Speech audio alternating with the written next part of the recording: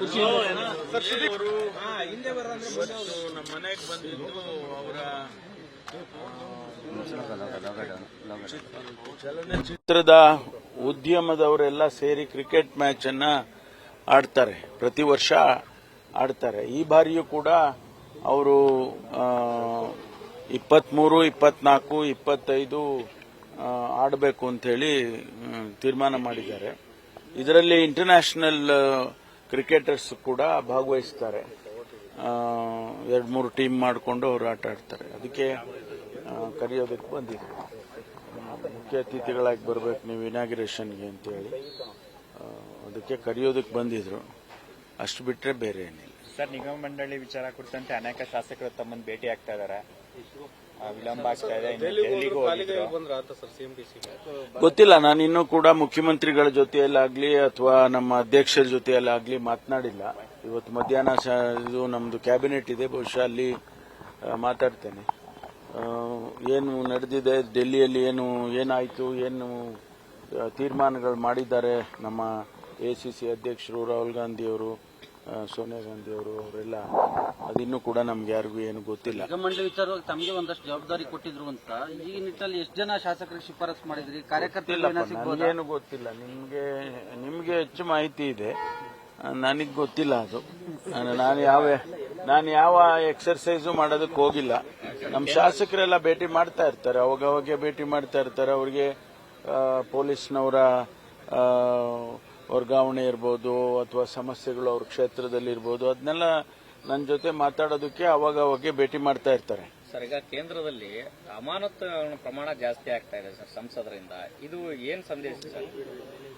ಪ್ರಜಾಪ್ರಭುತ್ವದ ವಿರುದ್ಧವಾಗಿರ್ತಕ್ಕಂಥ ನಡವಳಿಕೆ ಕೇಂದ್ರ ಸರ್ಕಾರದಲ್ಲಿ ನಡೀತಾ ಇದೆ. ಬಹುಶಃ ಅವರ ಉದ್ದೇಶಗಳು ಏನಿದೆ ಅಂತ ಗೊತ್ತಾಗೋದಿಲ್ಲ.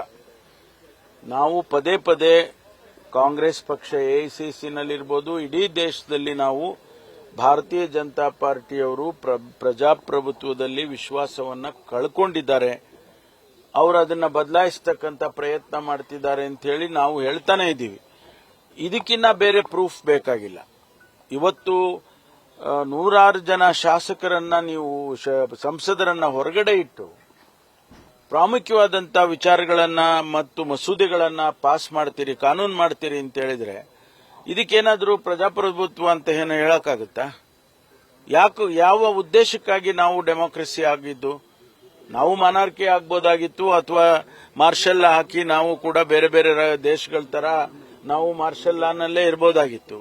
ಆದರೆ ಪ್ರಜಾಪ್ರಭುತ್ವ ಅಂತ ಹೇಳಿ ಮಾಡಿದ ಉದ್ದೇಶ ಇವತ್ತು ಎಲ್ಲರೂ ಕೂಡ ಪ್ರತಿಯೊಬ್ಬನಿಗೂ ಒಂದು ನ್ಯಾಯ ಸಿಗಬೇಕು, ಸಮಾನತೆ ಸಿಗಬೇಕು, ಈ ದೇಶದಲ್ಲಿ ನಾನು ಕೂಡ ಒಬ್ಬ ಭಾರತೀಯ ಅಂತ ಹೇಳಿ ನಾನು ಬದುಕಬೇಕು ಅನ್ನುವಂಥದ್ದಕ್ಕೆ ಪ್ರಜಾಪ್ರಭುತ್ವದ ಆಶಯಗಳನ್ನ ಕೊಟ್ಟಿದ್ದಾರೆ. ಅದರ ವಿರುದ್ಧವಾಗಿ ಇವತ್ತು ನಡ್ಕೊಳ್ತಾರೆ ಅಂದ್ರೆ ಭಾರತೀಯ ಜನತಾ ಪಾರ್ಟಿಗೆ ಪ್ರಜಾಪ್ರಭುತ್ವದ ನಂಬಿಕೆಯನ್ನ ಕಳ್ಕೊಂಡಿದ್ದಾರೆ ಅಂತ ಹೇಳೋದ್ ಬಿಟ್ರೆ ಬೇರೆ ಏನು ಹೇಳಕ್ಕಾಗಲ್ಲ. ಅದೇ ಅವ್ರ ಜೊತೆಯಲ್ಲಿ ಓದ್ತಾ ಇದ್ದ ಅಂತ ಹೇಳಿ ಅವನನ್ನ ಕರ್ಕೊಂಡು ಹೋಗಿದ್ದಾರೆ. ಅವನು ಒಂದೇ ಕಾಲೇಜಿನಲ್ಲಿ ಓದ್ತಾ ಇದ್ರು ಅಂತ ಹೇಳಿ ಅವರು ಶೇರ್ ಮಾಡಿದ್ದಾರೆ. 4ನೇ ತಾರೀಕುವರೆಗೂ ಅವರು ಫೋನ್ ಮೂಲಕ ಸಂಭಾಷಣೆಗಳು ಮಾಡ್ಕೊಂಡಿದ್ದಾರೆ. ಅದಕ್ಕಾಗಿ ಅವ್ರಿಗೇನು ಮಾಹಿತಿ ಇದೆ ಅಂತ ಹೇಳಿ ಅದನ್ನ ಕರ್ಕೊಂಡು ಹೋಗಿದ್ದಾರೆ. ಏನಾದ್ರೂ ಇವರಿಗೆ ಏನು ಗೊತ್ತಿತ್ತಾ ಅಥವಾ ಶೇರ್ ಮಾಡಿದ್ನ ನಾನು ಹಿಂಗ್ ಮಾಡ್ತೀನಿ ಅಂತ ಹೇಳಿ ತಿಳ್ಕೊಳ್ಳೋದಕ್ಕೆ ಕರ್ಕೊಂಡು ಹೋಗಿದ್ದಾರೆ. ನ್ಯೂಸ್ ಫಸ್ಟ್, ನಿರ್ಭೀತಿಯಿಂದ ನಿಮ್ಮ ಪರವಾಗಿ.